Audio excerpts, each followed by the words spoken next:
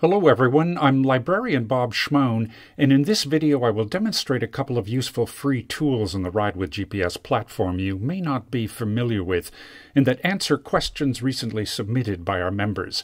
The first is, how do you change the start point of a loop route already in your route library? And second, how do you create a point-to-point route when you know where you want to start and finish, but have no idea of the best cycling route between the 2 points? First, let's look at how to change the start point of an existing loop route. Here is a 37-mile route I love near the town of Norway in Maine. Let's say I want to change the start and finish point to the north end of the loop in Hanover rather than the southern end where it is now. To do so, just go up to the Edit button above the route's title, click it, and from the drop-down menu select Change Start Location. Then click anywhere along the loop route. In this case, I'll click on Hanover. And then from the pop-up menu, click Start Here.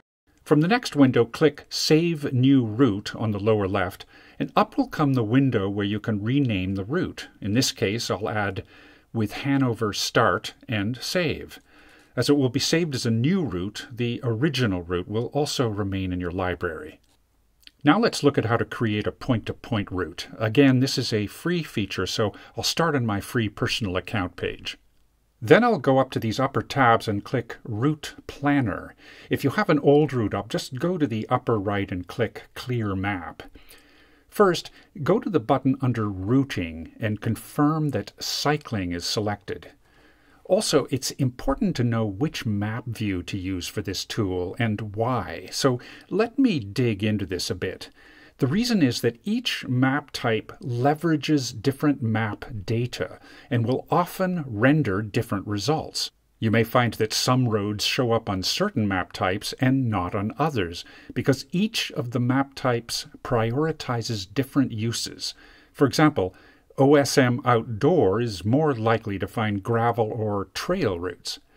The default map view is RidewithGPS Cycle, which prioritizes routes for cyclists, and I would advise you keep it there when creating point-to-point routes on paved roads.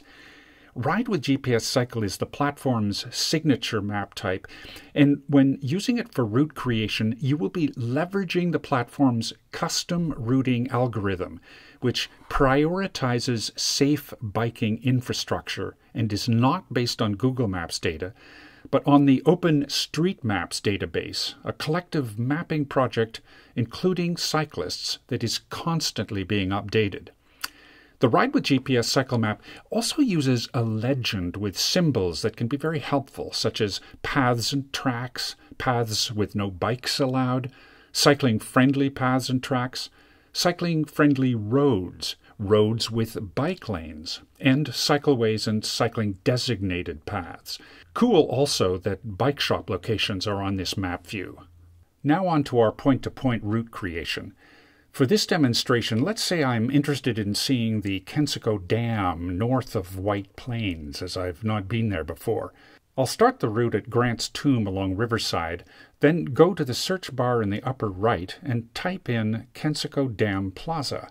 In this case, I have it in recent searches, so I'll just select it. Then go to the pop-up window on the map and click on Route to Here, and up comes a route. Note that the RidewithGPS algorithm working with the OpenStreetView database will prefer not only streets with bike lanes, bike paths, lower stress streets, but also factor in cycling heat maps in places the algorithm knows users are uploading their rides. So let's see what it comes up with here. First, I see it's routed us over to the Harlem River Drive Greenway to get up to the Broadway Bridge. If, like me, you prefer the West Side Greenway, just drag the red route line over until it reroutes to that greenway. You can make these easy rerouting tweaks anywhere along the route. Then I see the route takes the South County Trailway up to Elmsford, then various roads to the dam, which brings me to a very useful feature of Route Planner. As I've not been on any of these roads between Elmsford and the dam, I can check them out on Street View very easily by right-clicking at any point on the route, and from the pop-up menu, scroll down and select Street View. Up comes Google Street View, and I can assess what kind of road it is. To go back to the map, just go down to the little black box at the bottom of the frame here and click on the left arrow, which will take you back to Map View.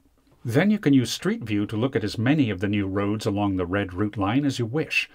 And if there are any you don't like, you can use Street View to check out nearby roads you may prefer.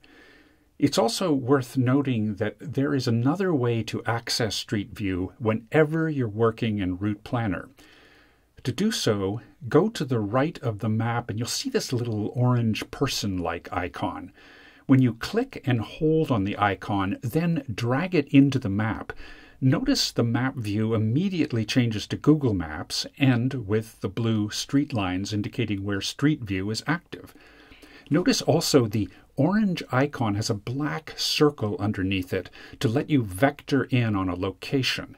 When you hover that black circle over any of the blue-lined streets, notice a small Street View window pops up that includes the address and street name of where you are hovering. If you release your click button, the map view of that street location will come up. Once you've checked out the street, go back again to the black box at the bottom, click the left arrow, and you'll be back at your default RidewithGPS cycle map view and the point-to-point route you are creating. Once you are happy with the route, click Save, name the route, and it will be added to your library. So those are the basics of creating a point-to-point route.